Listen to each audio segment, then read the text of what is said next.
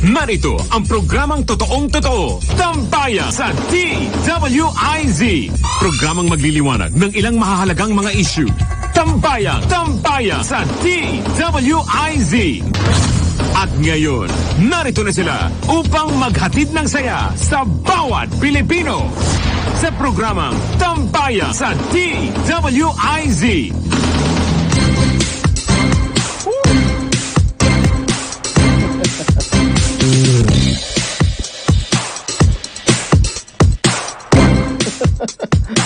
Yes, we're back. Boksingera ang bakla ngayon.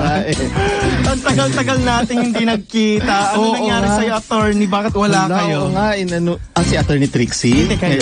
Ako? Wala ako ngayon. Ba't parati ka Guli-guli absent? lang ako pala ngayon. Oo, bakit parati ka absent? Oo nga, kasi sumusunod marami akong booking. Ha?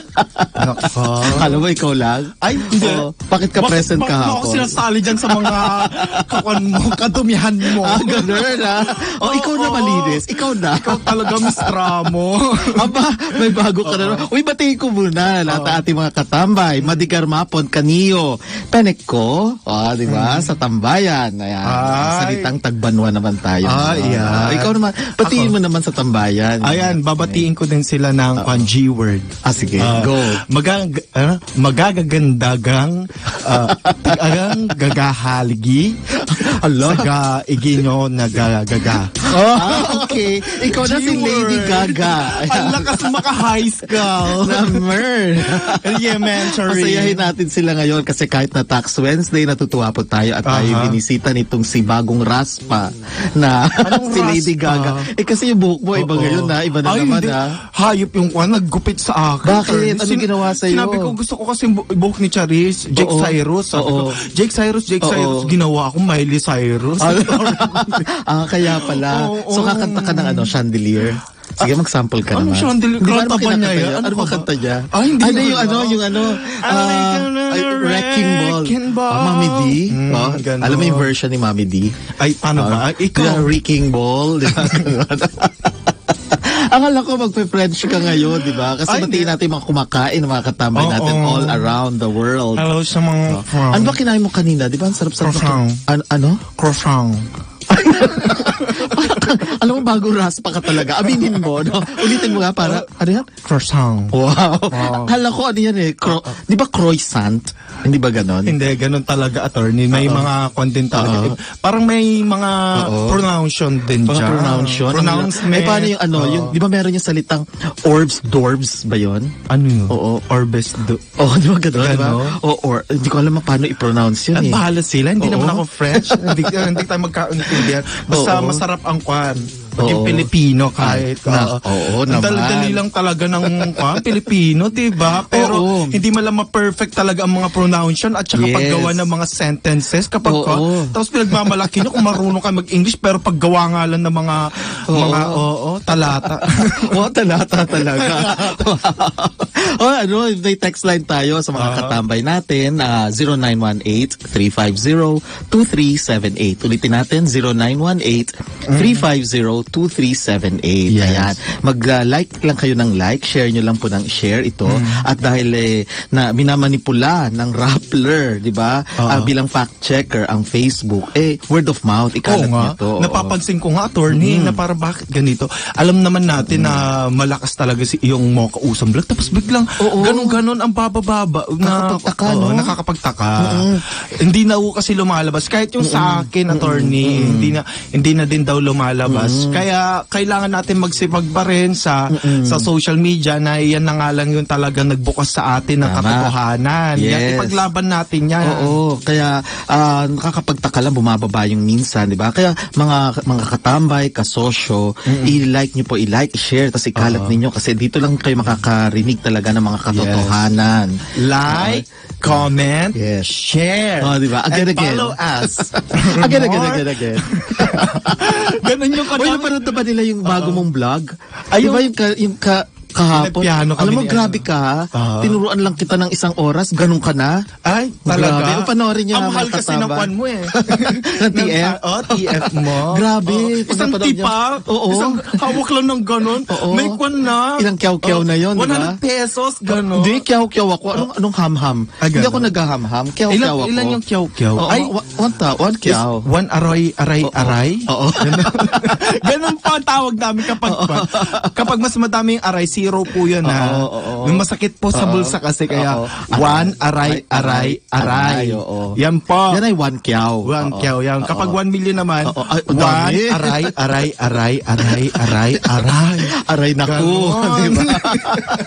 At pagka 100 lang, Pag 100 one ham. lang. Di ba one ham? Ay, ganun ba? One ham yun, oo. Ikaw talaga. Kapag 500, ay, peke. Peke. Peke. Kasi peke yung mga nandun. Correct, oo. Hindi naman Oo. hero. Kaya ngayong araw, hindi tayo masasamahan ni na Attorney Trixie at ni Attorney Amel dahil meron sila mga nilalakad pa rin, mga mahalagang bagay para sa ating ekonomiya at sa ating bansa. Ay, di ba? Talaga sisipag talaga na itong mga Correct, oo. Tapos, since Tax Wednesday, Ay, tulog na tayo. sleeping time, nap time talaga. Hindi, gawin natin masigla ito. Kasi marami tayong mga katambay at kasosyo na nagtatanong. Kasi, tatlong topics natin ngayon. Yung pagtatayo ng negosyo. Okay? Ano ng mga negosyo ito? Unahin natin yung paupahan. Okay, bahay paupahan. Ay, Oo. mabuti na nilaw mo. Kaya nga, alam ko kasi, psychic eh, Kasi nababasa may ko na rent isip na mo. yan. Rentman.com. Oo, di ba? Ay, alam mo, di ba? syempre. Ano ba ginagamit mong app pala? Yung G o yung T? Ano? Alam mo yun? Twitter or Hindi, di ba yung, Google? di ba Tinder? Something like that, di ba? Ay, O hindi kaya ako nagagalinis sa cellphone ko. Grindr. Ay, wow, ikaw na malinis talaga. sa cellphone ko. Kahit Oo. i-check ninyo. Wow. I-fact check nyo pa. Like na iba dyan. My spirit of last nasasaniba. Ayun, so yung mga paupahan na bahay. Okay. Ayan. Tapos ang pangalawa, kung magtatayo kayo ng sari-sari store. At saka yung pangatlo, kung magtatayo kayo ng babuyan. Ba't ka nakatingin sa akin? Wala akong tinitingnan. Porket naka-yellow ako, babuyan. Oo nga, ba't ka naka-yellow ngayon? Ba't ka nakadilaw? Hindi, actually, Di ba, puti ito.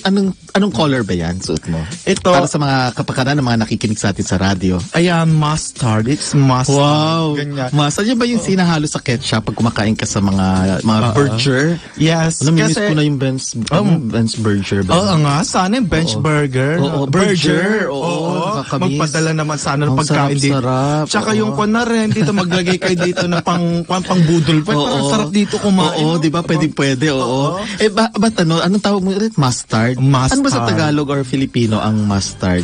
Mustard, Oo. kwan, condiment. Kasi alam mo, kasi nung bata ko, Palaman. wow! Panalo. Kasi 'di ba merong yung sa Crayola, so nung bata ka pa, 'di ba? Alam mo hindi ko makakalimutan yung kulay na yan yellow ochre. Ay, ganun. Oo, ochre. Yellow Pero ochre. hindi ko alam kung tama yung pronunciation ko ha. Pero kapag kay Jober, yellow ogre. Sa bagay. Mamoy. Mamoy. Ano pa yan? Pinapaalala nyo na. Paalala natin, di ba? So, okay, start na natin. Unahin natin muna yung tungkol sa paupahan ng bahay. Oo. Alam mo ba, merong rent control law tayo. Ay, ha? hindi ko alam yan. Oo. Eh, di ba ikaw, kunyari, meron kang bahay, apartment, sabihin natin, Yes. at gusto mo siyang iparenta. Okay. Pwede ka ba magtaas ng presyo ng kung anong gusto mong amount, ganyan? Ay, oo. Hindi pwede. Kasi nakakontrolado na yan. Ay, ganun. Hindi ka pwedeng basta-basta magtataas. Alam mo, kapag ang sinisingil mo, ang mga covered pala nito, yung mga bahay, apartments, mga boarding houses, pero hindi covered dito yung, let's say, hotel. Motel o yung lagi mong tinatambayan o hindi siya kasakop nitong batas na ito. Okay. Kapag hindi ka lumalagpas ng 5,000 ang singil sa pag-uupa ng bahay. Pag hindi lumagpas ng 5,000, o 5 kyaw. Pag hindi ka lumagpas, pwede ka lang magtaas ng by 2% maximum. So kunyari last year 2018, 'di ba? 5,000 ang sinisingil mo, 'di ba? Below ha. Ibig sabihin hanggang 4,999. Ay? O, parang yung mga presyo ng mga, di ba may mga binibili 99.99, di ba ganyan? Parang piso na lang, di ba 99 pesos, Ay, piso ganyan na din lang. ginawa ko sa Alam ko. Dahil mahal na mahal kayo na bakla. Yan, Oo. 49, ako na lang po. 2499 na lang po yung libro ko. Ayan. Bili kayo ha. Oo, ayan. Okay. So, pagka hindi ka lumagpas ng single mo na 4,999, hindi ka lumagpas sa 5,000. Yes. Okay. Pwede ka lang magtaas ng ng rent mo by 2% Okay. this year. So, hanggang 2% lang. So, kung ang single mo kunyari is 2,500 kada buwan, okay? Nagpapaupa ka. Okay. 2,500. Pwede mo siya increase ng 2%. So, ang pwede mo lang isingil, ang 2% kasi ng 2,500 is 50 pesos eh. So, plus 50 pesos lang. So, this year, 2019, pwede kang maningil ng 2,550. Kasi ang pwede mo lang itaas, 50 pesos. Okay. Oo, may maximum. Ay. Kasi yan ang nakasaad yan dun sa rental control law natin. Okay. Ngayon, kapag naman ang singil mo sa iyong apartment 5,000 hanggang 8,999. Ganun. 8,999. Hindi ka lalagpas bali ng 9,000, di ba? Ang pwede mo lang itaas na porsyento 7%. Ay, gano'n. So kapag below 5,000, ang maximum lang na porsyento na pwede mong itaas sa singil mo, sa paupahan mo, is 2%. Okay. Pero kapag above 5,000 na hanggang 8,999, 7%. Pag lumagpas ka naman from Okay. 9,000 hanggang 10,000, ha, ang pwede mo lang i-increase, maximum na percent, is, 11%. So, 11% lang. Bakit ka mo ganito? Kasi nakalagay sa rent control law natin na hinati kasi yung mga nasa National Capital Region, Okay. ibig sabihin Metro Manila at sa mga urbanized cities. Kasi may mga sa mga probinsya may mga highly urbanized cities eh. 10,000 ang coverage. Okay, 10,000 per month. So, kapag ganun 10,000, nag-issue ng regulations itong sinasabi nating HDUCCC. Okay, CC. Okay, Housing and Development, Housing and Land Use Development Coordinating Council. Okay. So, kapag naman ibang lugar, pwedeng hanggang 5,000. So, tandaan nyo, mga katambay, ayan. Magkaiba talaga, no? Oo. Kapag urban tsaka... Yes, at saka yung sa ordinary, Rural. national, rural place. Kapag hindi kayo lumagpas ng 5,000 ng singil, ang maximum na porsyento na pwede yung itaas sa inyong singil sa lupa, ay sa bahay or apartment is 2%. Pag lumagpas ka naman ng 5,000 hanggang 8,999, 7%. At kapag 9,000 hanggang 10,000, 11%. Oo. Attorney, paano pag ganito, di ba, na kung may mga pinagawa ka sana doon sa bahay, ganyan, Yeah. o kaya may dinagdag na mga appliances, ganyan, pwede ka bang, example sana, 5,000, di ba sinabi lang 2% lang ang idadagdag. Paano kapag gano'n, naglagay ka ng ganito, tapos bigla mong dinoblehan kasi may upuan na, may sopa. Hindi pwede, hindi pwede. Ganun. Kasi base yan dun sa magkano yung original na singil mo. So kung ang original na singil mo, isabihin natin 5,000, di ba? So pag mag-i-increase ka, ang maximum lang na sinasabi ng batas is 7%. Kasi 5,000 na di ba? So 7% lang ang pwede mong i-increase na porsyento. Kahit na ba dinagdagan mo na ng sofa, ng kung ano-ano, di ba? Nagpa-renovate Dinagdagan mo ka. ng tiles, attorney, no? I-extend mo para may square meter pa. Hindi pwede. Oo. Oo, hindi pwede. Kasi may maximum. Para nga naman hindi mag-abuso yung mga landlords na iba Yes, na true. sobrang singil, di ba? Sobrang mahal ang singil nila. Okay. Ngayon, syempre hindi kasama dito yung mga motels, hotels, ganyan. Yung mga commercial spaces. Kasi may mga paupahan na, alam mo, bahay rin nila, pero sa baba, ginagawa nilang parang tindahan, di ba? Ay, oo. Di ba? Meron kaya lalo na talaga. sa mga Chinese na nakikinig sa atin, di ba? Yung front nila, yung ground floor nila, retail store. Di ba? Tapos, akit ka lang, may hagdanan, doon na sila tumitira, di ba? Bet. So, hindi sakop yan, itong batas na ito. At saka yung mga rent to own, di ba minsan merong mga nagpapaupa ka, tapos later on sila na may-ari, hindi rin to sakop nito, Ay, itong ganun. batas na ito. Sakop ba nito yung mga boarding? Parang nakakatakot, attorney, paano yung rent-to-own na ganyan? Hindi, alam mo, ano siya kasi, hindi masyadong naisiwalat ito sa mga tao.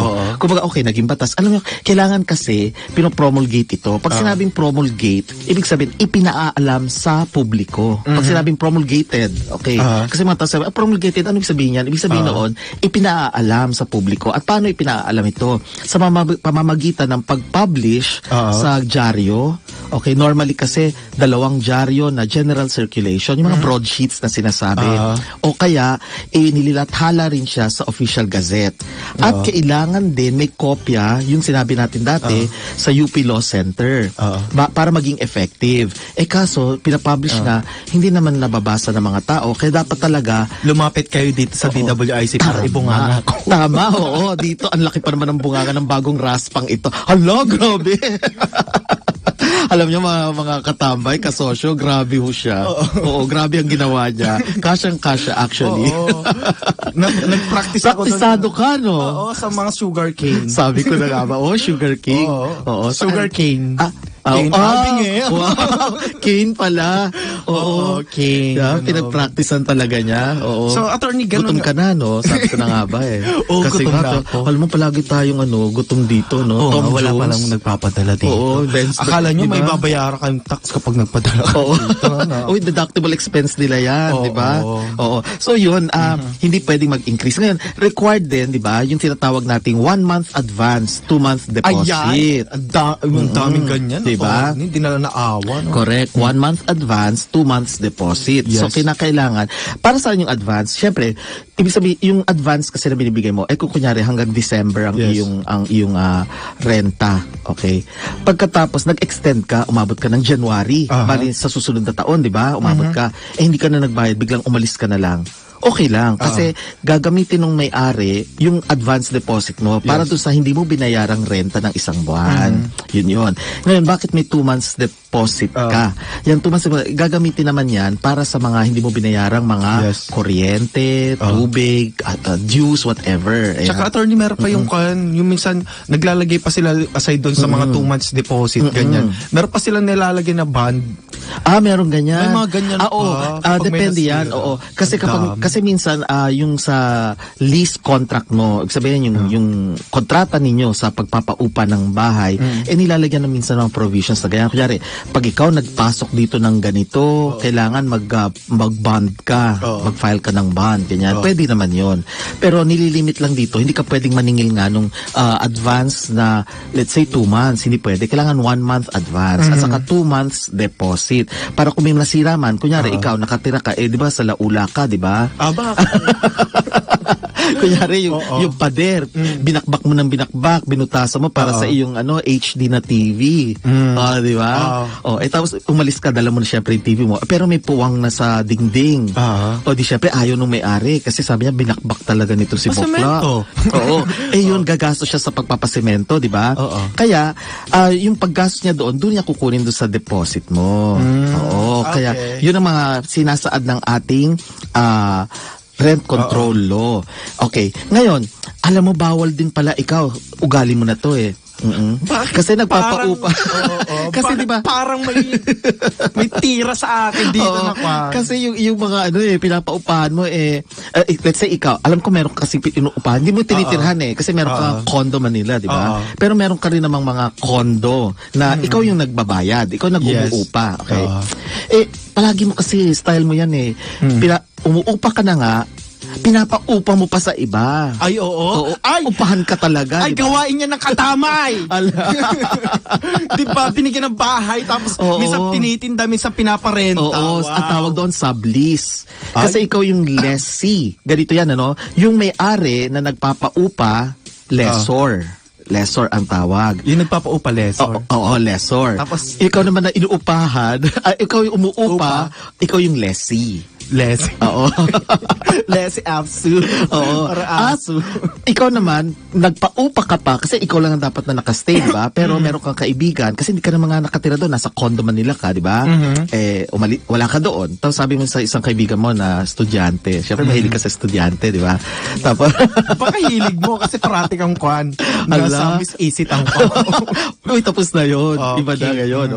Mabini na ngayon. Ay, wow. Maiba naman tayo. Pinaupa inuupahan mo rin say yung unit na inuupahan mo ay pinaupa mo rin. So ngayon, hindi ka lessee ka, 'di ba? Lessee. Magiging sub-lessor ka naman ngayon. Para kang lessor, pero sub ka lang. Okay. Kaya sub-lessor ang tawag sa'yo. At yung mangungupahan sa'yo, sub-lessee.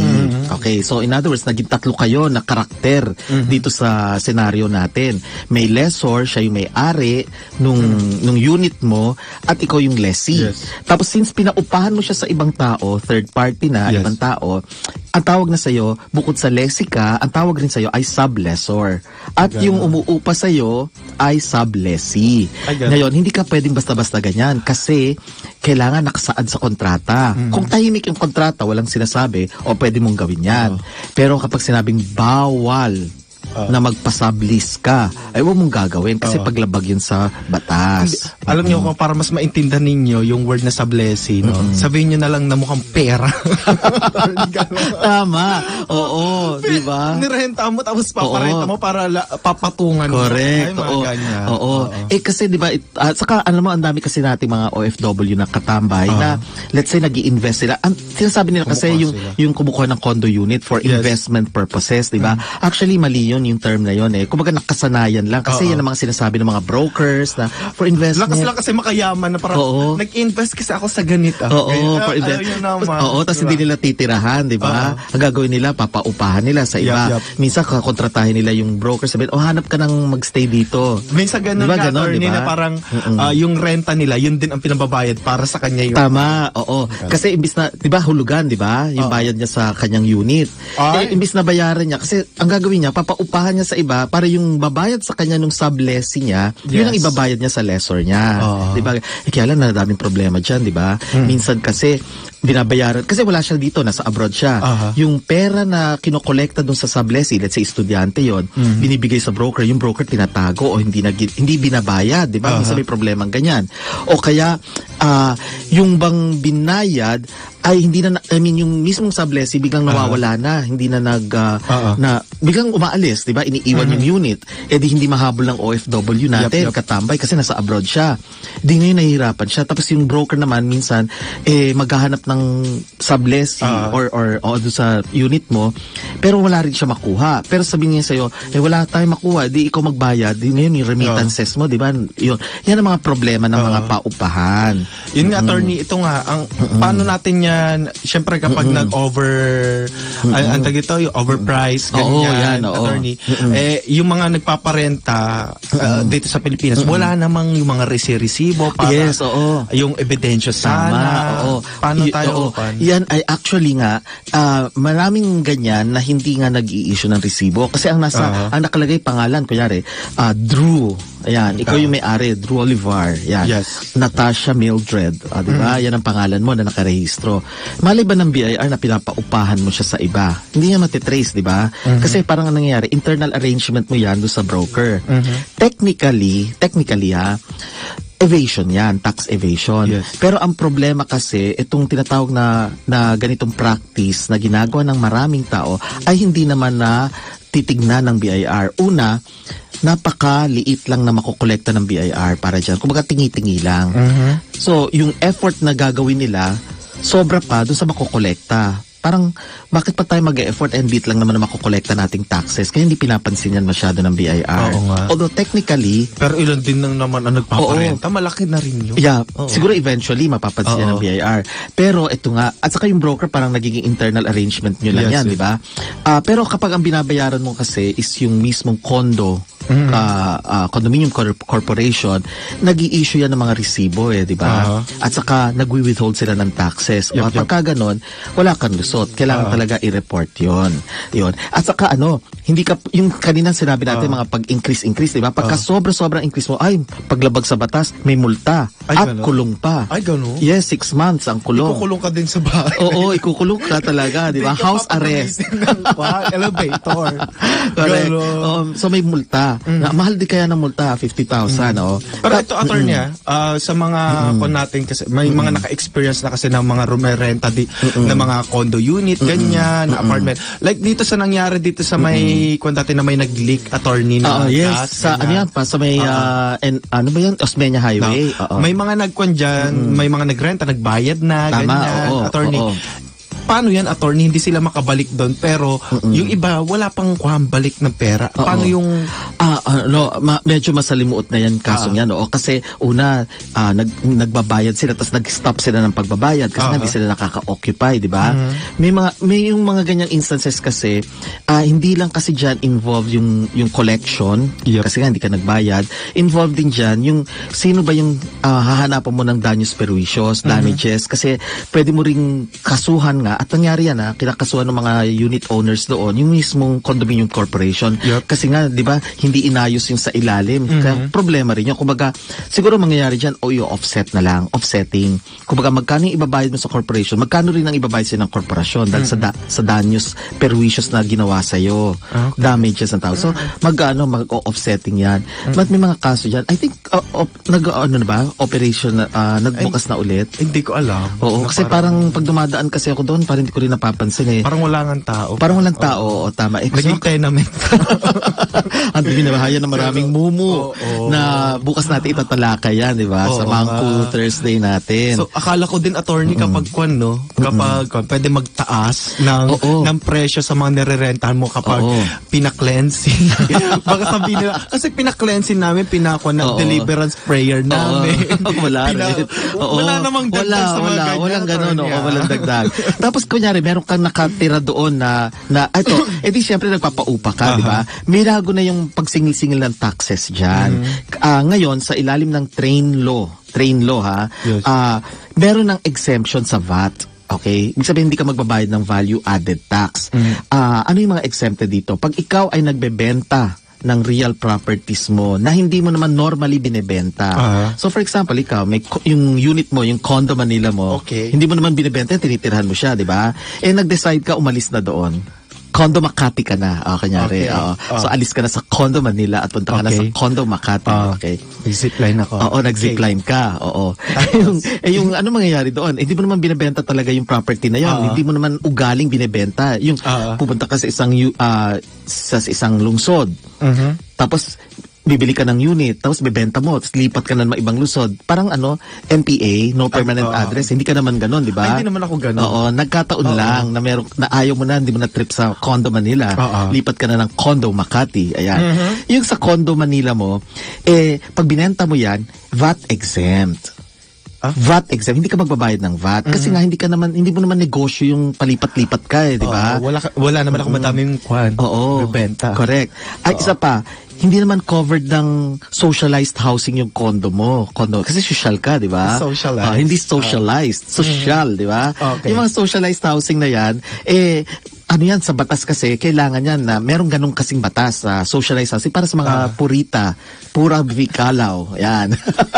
Ay, hindi ako nakatingin sa'yo. Hindi ako nakatingin. Kasi social ka nga di ba? Hindi ka socialized. So, hindi ka rin covered dito. Pero pagka covered yung property mo, exempt yan sa VAT. Okay? So, hindi pa rin sakop ng VAT yan or value-added tax. Ngayon, pagka meron kang bahay at lupa, di ba? Ano ka na, level up. Hindi ka na condo unit. Hindi ka na condo Manila. Bahay at lupa. House and lots and lots and yes, lots. na hindi sa paso. Okay? Basta house and lot. Wow, diba? Diba? House and tree kaya sa akin. Kasi tree house. Diba? Sino ka? Si Tarzan o si Baby Jane? Hindi, 3 bahay ko. Wow. Tree house. Wow, tree house. Sige na nga. Yan, kunyari meron kang ganon. At ang selling price mo, hindi ka lumalagpas ng 2 milyon. Okay, 2 million. Hindi lalagpas So, 1,999,999. Okay. Hindi ka lalagpas. VAT exempt pa rin yan. Okay.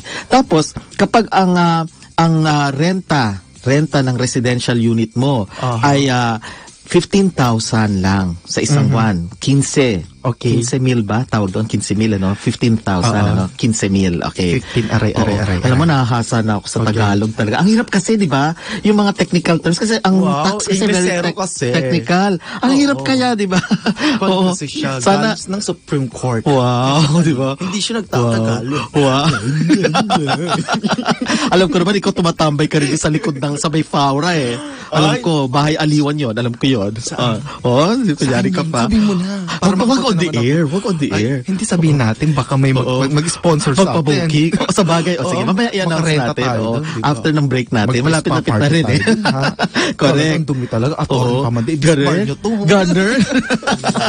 Ngayon, kapag hindi, kasi may VAT threshold tayo, ibig sabihin kapag hindi ka lumalagpas ng 3 million sa isang taon, okay, na singil mo sa mga paupahan mo naniningil ka, hindi ka lumagpas ng 3 milyon sa isang taon, exempt ka sa VAT, pero subject ka naman sa 3% percentage tax.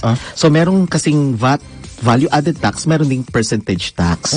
Okay, so pagka hindi ka lumagpas ng 3 million, yun ang tinatawag nating VAT threshold. Pag hindi ka lumagpas ng 3 million na singil sa isang taon, okay, hindi ka lumagpas, wala kang VAT. Pero subject ka to percentage tax na 3%.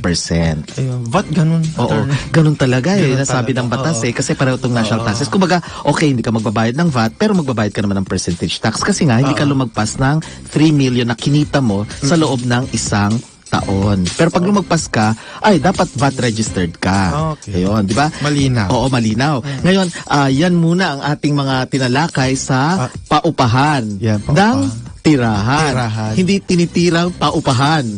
Di ba? Magkaiba yan. Di ba? Tama no? Ang galing talaga. Nahawa na ako kay Boklo ng bayan. Kasalanan ko pa ba maging madumi ang naman. utak mo? Sige, mamaya mag-aaway muna kami. Magsara na On the nga yung air. store mo. Sige, magbabalik po tayo 12:30 na. Tambayang sa DWIZ. Muli nating balikan. Tambayang sa DWIZ.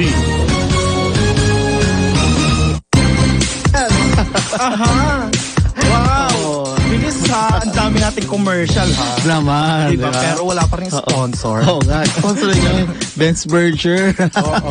Ayan. Kanina diniscuss natin tungkol nga sa mga paupahan. Discuss muna natin yung Alin? mo. Ano na Paupahan naman? mo na banks. Tumaas na, attorney. Tumaas. Ginagaya kita eh. Akala mo ikaw lang. May K. Oo, alam ko naman. Ginagaya mo din. Ginagaya mo talaga ako. Kung ikaw si Jake ang ginagaya mo, ako naman si Tsaka ginagaya mo ang pagkamatalino ko. Wow. Diba? Si ano? Wala lang nagko-comment na matalino ko. Oo naman, matalino po yan. Hahanapin ko lang kung nasaan. Di ba? Gusto mo yata ang content. Bukas tayo magtirahan. O hindi kasi Mangko Day bukas. Ikaw talaga. Hindi, ginagaya ko kasi nainggit ako sa ano mo sa paliparan mo eh. O, di ba? Ang lawak-lawak kasi ng paliparan. Sinusumpa ka hindi ka na makakatayo dyan. Ay, ganon? Hala! Ano gagawin mo sa akin? Shing! Ganon, shing. Ay, ano ko yun? Wala lang. Sound effect. O hindi, kasi kanina, yung mga pinatawag natin underground economy, kasi let's say, ikaw ay OFW, diba? Tapos meron kang tinawag mo nga na bumili ka ng condo unit dito, tapos pinapaupahan mo, dapat irehistro yan. Pero marami kasing hindi nare-rehistro. Pag hindi naman yung malalaman, okay. Pero kasi yung iba, nagpapatayo talaga ng bahay, may lupa silang nabili, nagpapatayo let's say, mga 4-unit apartment, ganyan. Tapos papaupahan nila. Pagka ganun, kailangan talaga irehistro nila yan. So, kailangan VAT registered kasi ang negosyo na yan eh. Hindi naman siya yung, kumbaga, naisipan mo lang, kinabukasan, ayoko na dito tumira, lilipat na ako kasi binabaha, ganyan. Pagka ganun, na negosyo mo na yon, dapat irehistro mo na siya. So, kukuha ka ng certificate of registration sa BIR, kukuha ka ng mga mayor's permit, yung diniscuss natin dati. Paano yung nagpaparent attorney ng mga tent? Tent? Bahay din niya. Hindi, pero yung mga tent na yan kasi, minsan aliwan lang yan, bahay aliwan. Diba? Mag-ano kaya, gerger o kaya mag-iinuman lang, walwalan, diba? Ang grabe ka naman. Diba ganun? Diba sa Anawangin, ang dami mga parentang mga tent doon, may mga parentang. Diba? Diba? Yun naman. Hindi naman, nga yun. pero hindi naman permanente yun eh. Pupunta ka lang doon pag Holy Week, ganyan. O kaya pagka bakasyon, diba? Sino nagsabi? Hindi. Wow! Yayamanin. Nahiya naman ako sa iyo. Naka-yellow, ano ka lang dyan? Mustard. Ganyan talaga kapag naka-yellow, madami na kulimbat na pera nila. Ganyan talaga. Nagsusunog ako, nagbobonfire ako ng mga milyones. Wow! No? Ikaw na. Sa bagay. Medyo, slight lang. I can buy all your Curtis, crystals. is that you? I can buy your diploma. Wow, humanda ka talaga bukas. Sige. Ngayon, ibayin naman natin natin. Ay, batiin naman muna natin yung mga ang dami na of course si Ani Gatchalian Agni ang ating palaging kasama rito. Hala, pagka pala naka-close yung app natin, ang dami. Ikaw na lang magbati kasi ang dami nila. Binabati ko po. Ayusin mo pag-pronounce. Yung bati ko talaga, yung mausog talaga. Sige, go. Binabati ko si Fatima Weni Corbito, Corpus. Ayan, kay Helen Valenzuela. Yes. Kay Helen Gloria. Kay Beb Pandino. Wow, na sobrang kinis. At ang laki ng kanya. Oo nga. Diba? Yeah, tapos kay Janet Ikeda. Okay. Yeah, tapos kay Linda Vitaliano. Tapos ganito. Ayan. Ngayon naman, lipat tayo ngayon. Kung ikaw naman ay ayaw mo ng paupahan. Okay? Gusto mo naman ng isang sari store. Di ba? May mga ganyan. Ay, akala ko kung ayaw mo nang paupahan, pumunta ka na, magkwang ka, attorney. Ano na naman, nasa isip ko. Ito talaga si Drew, kinakabahan ako tuwing meron itong Sige, go. Yung tagal naman. Pupunta ka sa ibang dimension, may bayad. Renta ka lang. Hindi, spiritual, di ba? Libre yun. Ay, libre. Libre yun. Yung palipad-lipad tayo sa ibang astral plane. Bukas natin italakay yan. Excited na ako eh. Sabi ko na nga ba. At saka Equinox na bukas. Ay, Equinox. Solstice pala. So, bukas natin i-discuss yan. Okay. Ngayon, magtatayo ka ng sari-sari store. Diba? Ano gusto mo ibenta? Ano ba yung sari-sari store? Yung magbebenta ka, kunyari, bigas, asukal, mga takal-takal, di ba? Mga ganyan. Ay, ang pagkaintindi ko dyan sa sari-sari store, attorney, ay kanya. Yung kapag may jowa ka, tapos parating madami siyang ginagawa sa'yo, tapos parating na lang siya, sorry.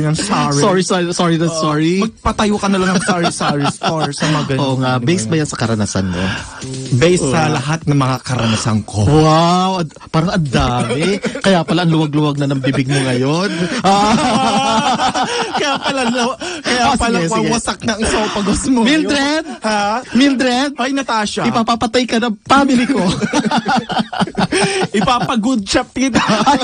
Ipapag-good job kita. Wow. Good. Dapat may finesse. Dapat may di ba, sabi mo, ipapag-good job kita. Ganon. Ay, bakit? Dayok-dok parate? Oo. Ako nagsalita. Gabi. Parate. Sige, hindi kita bibigyan ng business permit sa sari-sari store. Wow, bigyan mo ako yan. Admin ako ng munisipyo. Kasi ganito, kapag bibenta ka, let's say, yung mga takal-takal, o kaya mga canned goods, di ba? Mga delata, o kaya mga candy, toothpaste, sabon, yan, panlabas, sabong panligo, lotion, na palagi, kanina, alam nyo mga katambay, may in-apply na naman to sa mukha niya, tapos meron pa siyang palipad hangin pa. Wow. Kaya pala, wala kang skin karma. Walang pores. Walang pores, yayamanin. Like sa'yo. Para mas malaki pa yung ako na naman. Sige. Mo sa bungangan. Meron lang hindi virgin sa'yo. Nakikita. Sige, nakikita nila. Ikaw naman bumubulgar, no? Salamat sa ilaw. Ayan, go! Ang ganda ng ilaw natin ngayon. Salamat, Kuya Winer. Wala si Kuya Winer. Anyway, ganyan. So, pag magtatayo ka ng sari-sari, kailangan i-rehistro mo yan. Siyempre, sinabi na rin natin yan dati, di ba? Business name, i-rehistro mo muna yan sa DTI, Department of Trade and Industry. Hingi ka syempre ng barangay clearance. At saka, alam mo, bago ka talaga magtayo muna, dapat mag-feasibility study ka. Ibig sabihin, tingnan mo muna yung sa paligid nyo. Kung may 10 ng sari-sari stores, magtatayo ka pa, ang tawag doon kasi sa marketing, saturated na.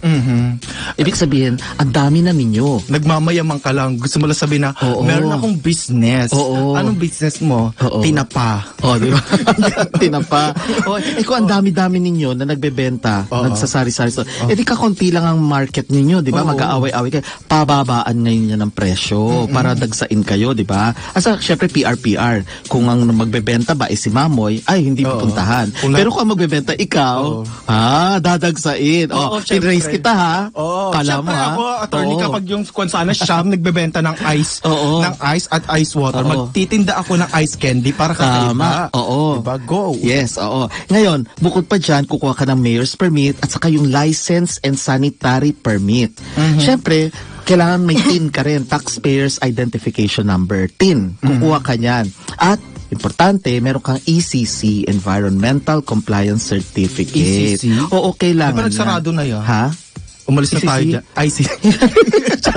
Hindi, kailangan niya. Pero ayun nga, tapos kailangan marunong kang kumuwenta. Kikwentahin mo syempre yung mga paano-ano mo, yung mga pasok ng pera, labas ng pera, okay?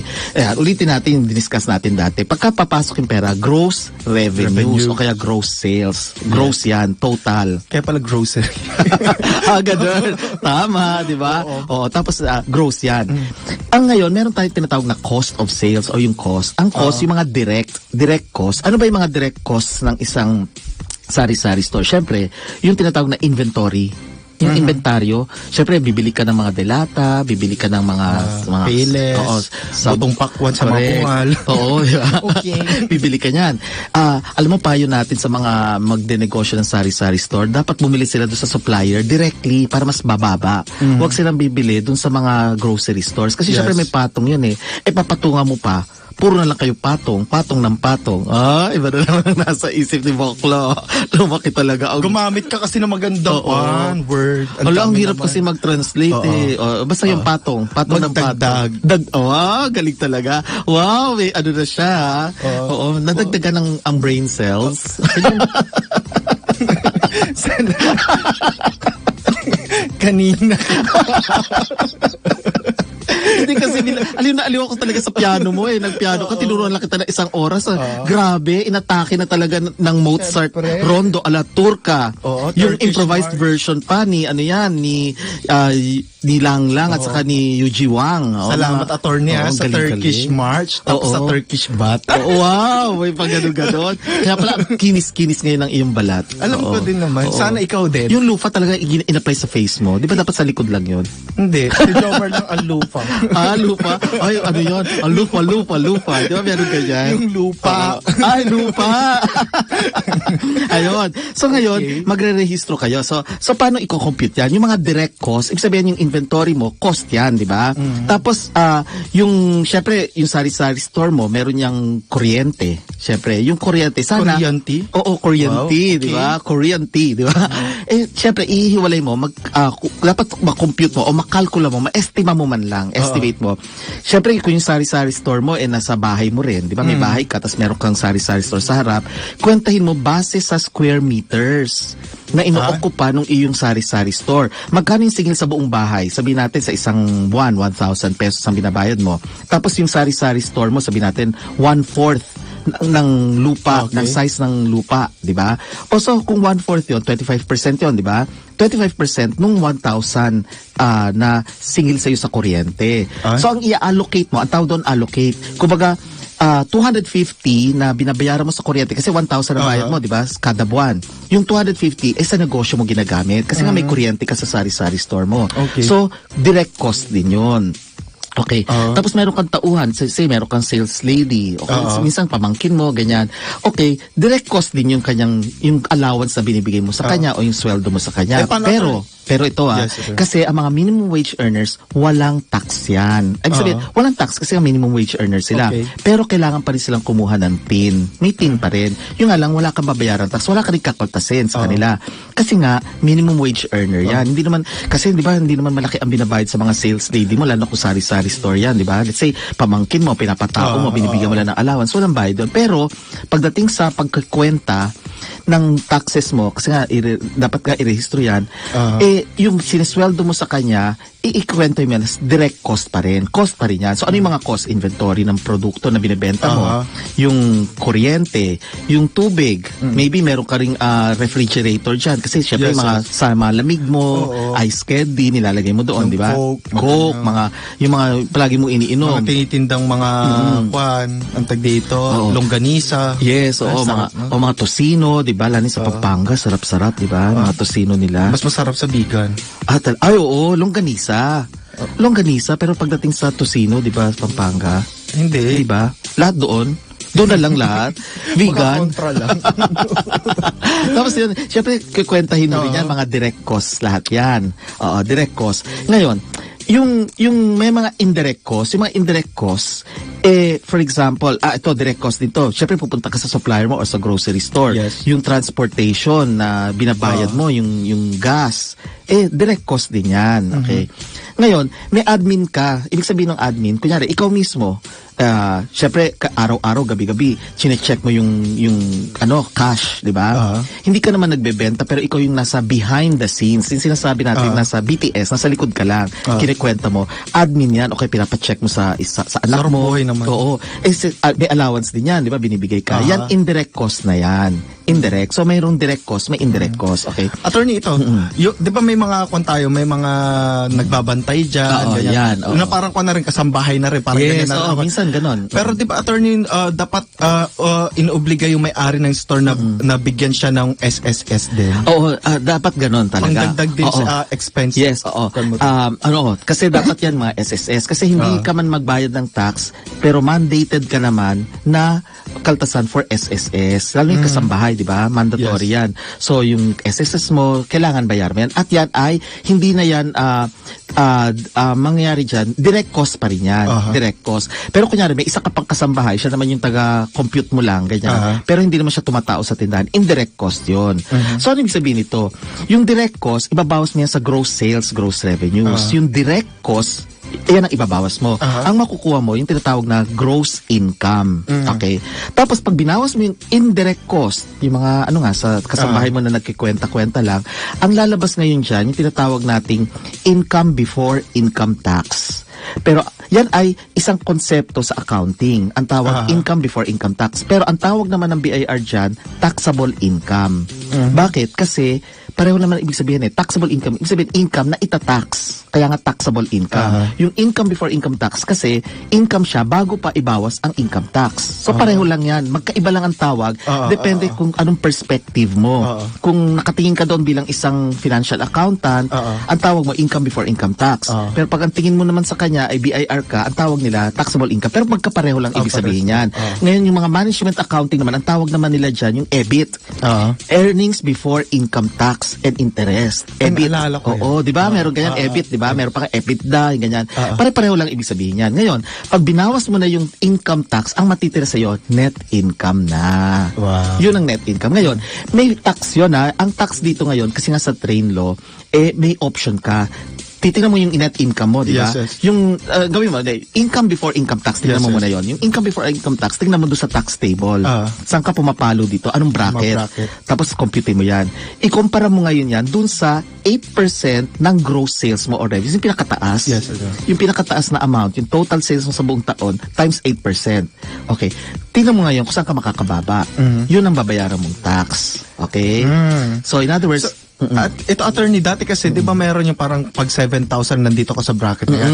Tapos pag may 7,300, kapag may extra na 300 sana, ganyan, di ba may dinadagdag na 2%? Yes. Pero ngayon, wala na yata yun, di ba? Sa ang first 250,000, wala. Walang bayad sa tax, wala. So, pagka kinita mo sa buong taon sa iyong sari-sari store, hindi ka naman lalagpas ng 250. Kasi dapat i-estima mo bago ka pala magsimula ng negosyo eh. Yun ang tinatawag na feasibility study. Hindi ka naman kailangan gumawa ng yung complicated na magko-compute ka. Pwede naman yung ikaw lang, sabi mo, magkano kaya kikitain ko sa isang taon? Masyadong marami na yung ganitong amount. 250, palagay ko, hindi ako lalagpas ng 250. Yun yung sinasabi nating pessimistic, di ba? Ang optimistic na estimate mo, sabihin natin, sa tingin ko, aabot ako ng 300,000. Optimistic yun. Pessimistic. Oo. Yun yung parang umaasa ka na aabutin ng 300. Pero, sa tingin mo, ang aabutin mo lang is 250. Ganyan. Oo, kasi kinain. Oo. So, pagka 250,000, hindi ka lalagpas ng 250,000 sa isang taon, wala kang income tax. Pero pag sa tingin mo, lalagpas ka ng 250,000, doon na dapat meron ka ng income tax. Okay. At kailangan i-rehistro mo nga yan, yung mga nabanggit natin, na kailangan meron kang VAT, tawag dito, yung mayor's permit, DTI permit, ganyan. At saka, PIN ng iyong business, ganyan. Ngayon, importante din yung location mo, yung nabanggit natin, di ba? Kasi kung lahat kayo nakasiksik sa isang lugar na ang dami-daming sari-sari store, walang mangyayari, di ba? Ayun, oo. So, yun for sari-sari. At saka kailangan barangay clearance, nabanggit natin yan, ano? Ngayon, paano kung ikaw naman ay magtatayo ng babuyan? Ayan. Kung ikaw naman ay may babuyan. Ayan. Bukas ba yung kwan mo? Pabili ng kwan? Pabili ng kwan. Pabili Ayan. po ng Alin? pake. Wow, ano nilalabas mong yan, ha? Hindi. Meron na naman ikaw Barya. Dito ko tinatago mga barya. Parang yung mga lola, di ba? Dito sa ano nila, ang tawag sa cleavage, di ba? Titas of Manila. Oo, Titas of Manila. Ano mo kasi si Drew dito, Titas of Manila na yan eh. Kaya naglalagay siya ng Bibili kanyang nga ako mga... sa store ninyo. Sa store? Oh, sige, ano bibilin mo? Sige. Wow, credit card. Oo, kasi yan, ano yan, direct cost din yan. Ay, ganun? Kasi may mga machine na parang yung ipapasok mo lang yung card tapos pipirma-pirma lang. Ganyan. Di ba may babayaran? Di ba kapag Kaya mga lang alam card, ko ano may na yun sa'yo binabayaran eh. pa Di ba, sila? ano na-reject na yung card mo. Alam ko rejected na yun. Ilang beses mo na ina-applyan dito sa tindahan ko eh. Oo, Hindi palagi nare-reject. rejected. Bakit? May nakalista pa sa'yo? Hindi, parang pinapasok yun sa machine ko, palagi na lang turned down. Oo, walang peke yata yan. Ano ba yung peking duck yata yan eh. Yan kung talaga yung kwan mo, wala ka lang kasi kuryente kaya hindi gumagana. Eh, paano naman kasi na wala ng tubig sa Hindi kasi amin eh. nagbabayad ng expenses mo sa mga Wow! yung kontador mo kasi. Naka-jumper. Oo. Yung kontador mo ng kwan mo, kontador ng tubig, nasa kontador ng kuryente. Grabe. Oo, di ba? Doon isinaksak ng kasi pinsan mo yung nagkabit noon eh. Sige na, Ayan, bago ako oo. makatulog, diretso Okay. na natin. Babuyan naman tayo. Okay. Alam niyo, importante sa babuyan, yun, bukod sa location niya, okay, dapat siya. Lagay mo sa mall. Uy, dati may nangyari, yung babuyan ba naman, yung kinalat ba naman sa EDSA, naalala mo yun? Merong ganon. Ay, ganun? Na ang baho-baho talaga. Oo, kaya, anyway, importante kasi, meron kang, titingnan mo rin kung allowed ka sa loob ng barangay nyo mag-operate. Kasi minsan ginagawa ng iba, backyard business. Yung nasa likod lang nila. Likod ng bahay. Kaya alam mo naman mga Pinoy, di ba, mahilig talaga sa baboy, kumain ng mga pork, ganyan, meat, masarap kasi yung fat, di ba? At saka ang daming lutong pwedeng gawin eh. Di ba? Pwedeng gumawa ka ng mga machado, afritada. Leche flan. Ube halaya. Biglang nagkaganoon, Yan, Try nyo, leche flan. yung mga ganyan, i-check mo muna kasi mamaya bawal, di ba? Tapos, titingnan mo rin yung yung mga pests, di ba? Mga pests, kasi sa babuyan mo, baka mamaya, alagaan mo syempre, yung mga baboy mo, magkaroon ng sakit yan. Tapos, dapat malinis, di ba? So, yung pig pen mo, sanitary permit, kaya kailangan yan, Ire-rehistro mo rin yan. Ngayon, ano yung mga, again, gross revenues? Kasi, yung iba kasi, backyard business muna, pero nakita nila, uy, mukhang ang daming mga anak ng baboy, sabihin natin, 12 dosena ang pinanganak. Yung 1 dosena na yan, ibebenta nila yan. So, nagiging parang casual sale lang ng business. Pero pag ginawa na talaga nilang negosyo, at nagtayo na sila ng, sabihin natin, 10 pig pens, di ba? Tapos bawat isa meron silang breeder, yung malalaking mga baboy, tapos nanganganak yan. Yes. Ibebenta nila. Okay. Ang gross sales nila, yung magkano yung benta ng isang biik. Di ba? Okay. Yan, direct cost yan. Syempre hindi nila bebenta yung breeder nila kasi yun ang manganganak, di ba? So yung biik, na-estimate nila. Kunyari, bawat isang baboy, kasi may namamatay ng mga biik dinadaganan ng nanay, ganyan. So pagka nanganak, Okay. ba't ka nabuntong hininga? Wala, Affected? dinadaganan ng nanay. Wow. Sana si Jobber na Ayun, so 10. Let's say, may 10 kang pig pens. Tapos, bawat breeder mo na pig, yung malalaking baboy, ay manganganak ng 10 rin. So, 10 times 10, ilan na yon? 1.6. Oo. Ilang baboy yon, di ba? 1.6. 10 times 10, di 100, di ba? Oo. Lenny Oo, lang. di ba? Yung arithmetic talaga niya, nawiwindang tayo. So, 100 piglets yan. Okay. Yung 100 piglets, magkano bentahan niya sa merkado? So, sabihin natin, mabenta ka ng isa, sabihin natin 10,000 ng isa. So, kung 10,000 ng isang biik, di ba? 10,000 isang biik, 100 na biik yun. O di meron kang 1 million? Oo. Di ba? 1 million. So sabihin natin sa isang taon, 1 million. Yan ang gross sales mo o gross revenues. Ano yung mga direct costs mo dyan? Siyempre, yung mga paglinis mo, yung tubig na ginagawa mo, paglinis noon, di ba? Yung mga dumi nila, nililinis mo. Yung feeds. Mahal yung feeds kaya. So yung pinapakain mo sa kanila, tapos o kaya substitute feeds, let's say kamote, pinapakain mo sa kanila yan. Tubig, sabon. Hindi yung hindi yung mga darak ba yun? Di ba yung mga Yung iba kaning baboy? Kangkong, di ba yung iba ganyan. gano'n? Pero mas maganda sana ang epekto. Pinag-alaga ako pala Talaga? dati sa kondo ng baboy. Yung Talaga? British na kwan, Anong na pangalan? baboy. British? Yung British na nabebenta talaga, nabili ko dati dyan May sa may citizenship siya, may Cartimar. passport? Hindi. Yung American Bulldog. Baka may passport. Wow. Nag-iisip ako. Wow. Wow. Kala mo, Ay, ba't ha? nag-uwi na yung ano mo, yung bibig mo? Ano nangyari doon sa ano mo, sa Miss Piggy mo? Sorry. Ano nangyari sa ano mo? Wala akong pake. Ano nangyari na nga sa baboy mo? Natae ko. Ay, wala na. Kinatay mo Ay, na. namatay. Ato. Hala. Kasi mayroon din, kahit Pinatay ng family, Mildred. Hindi. Mildred!